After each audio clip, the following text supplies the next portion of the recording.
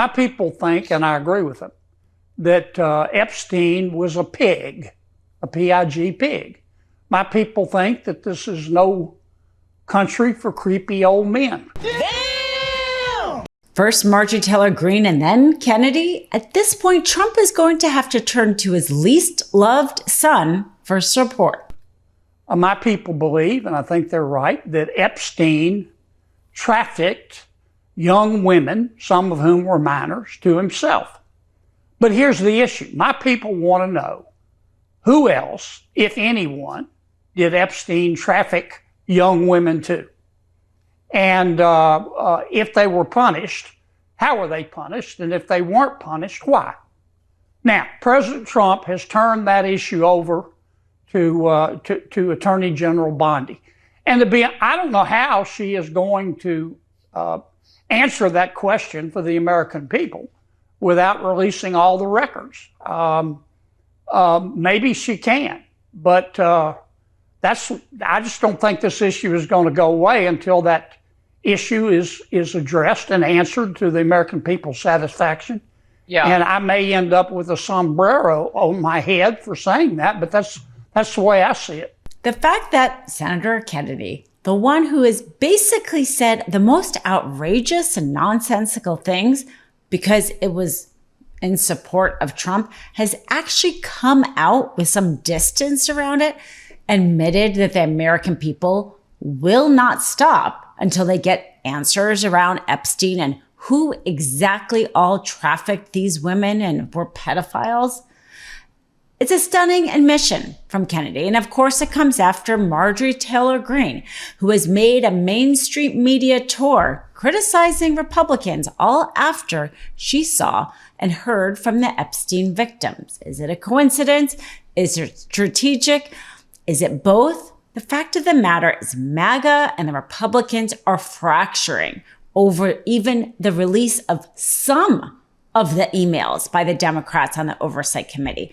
The fact that Epstein was at Trump Tower years after Trump said he wasn't communicating with him anymore.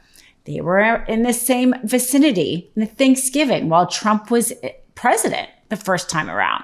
Whether they spent it together, Epstein clearly knew Trump's whereabouts. Clearly, Trump has been lying, like the rest of us all knew.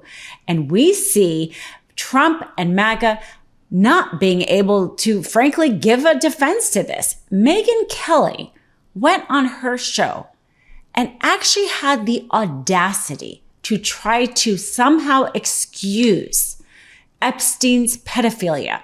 She said that it's a difference if the female was 8 or 15. It is perhaps the most disgusting thing anybody can say about a child who has been raped. As for Epstein, I've said this before, but just as a reminder, I do know somebody very, very close to this case who is in a position to know virtually everything. Not everything, but virtually everything.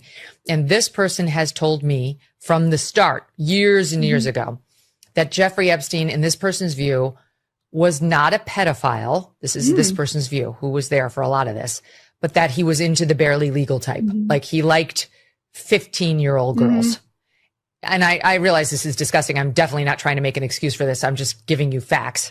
That he wasn't into like 8-year-olds, but he liked the very young teen types that could pass for even younger than they were, but would look legal to a passerby. And that is what I believed, and that was what I reliably was told for many years. And it wasn't until we heard from Pam Bondi that they had tens of thousands of videos of alleged, forgive me, they used to call it kiddie porn. Now they call it child sexual abuse material on his computer, that for the first time I thought, oh no, he was an actual pedophile. I mean, only a pedophile gets off on young children abuse videos. She's never clarified it. I don't know whether it's true. I have to be honest. I don't really trust Pam Bondi's word on the Epstein matters anymore.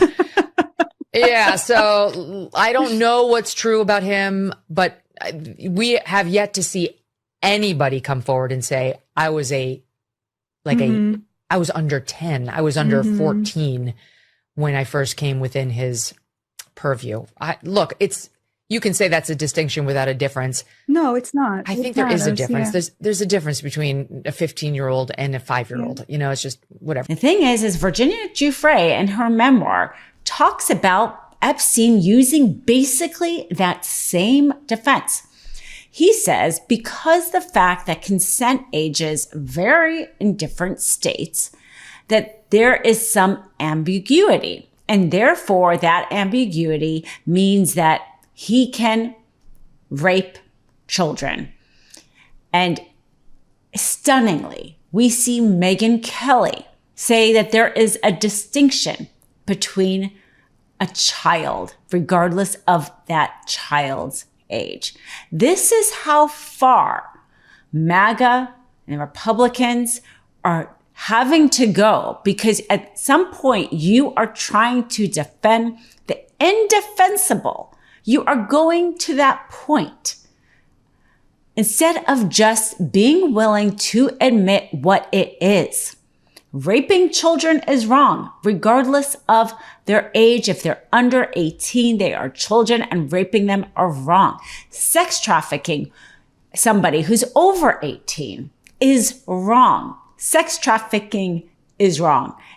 There is no defense to that. And we are seeing in real time, MAGAs and Republicans either figuring out that this is a political liability, or perhaps having a moral conscience, or maybe both, and separating from Trump. I mean, we saw Nancy Mace evidently get phone calls from Trump being called into the Situation Room in order to convince her to take her signature off the discharge petition.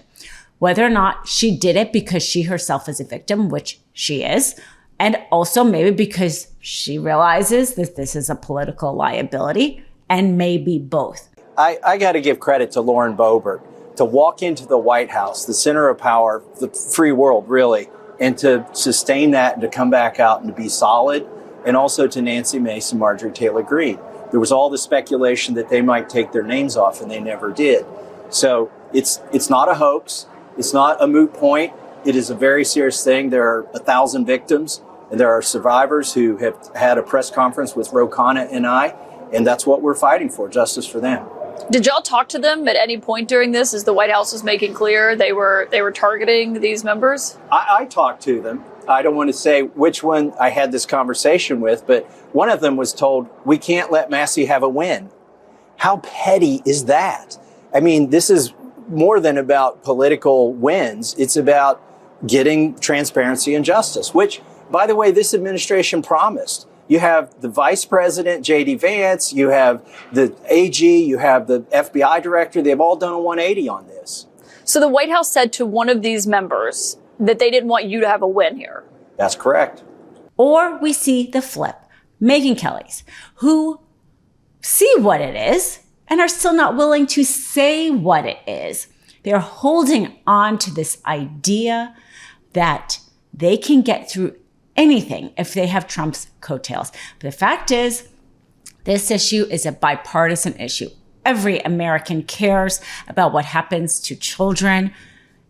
No American wants to see this happen. And this is why it's fracturing MAGA and the Republicans. You've seen most of the files. Who, if anyone, did Epstein traffic these young women to besides himself? Himself. There is no credible information.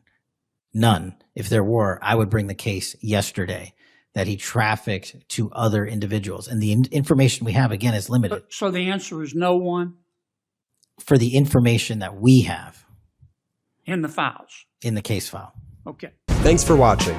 Be sure to add the MeidasTouch podcast on Apple Podcasts, Spotify, or wherever you get your podcasts for new updates every single day.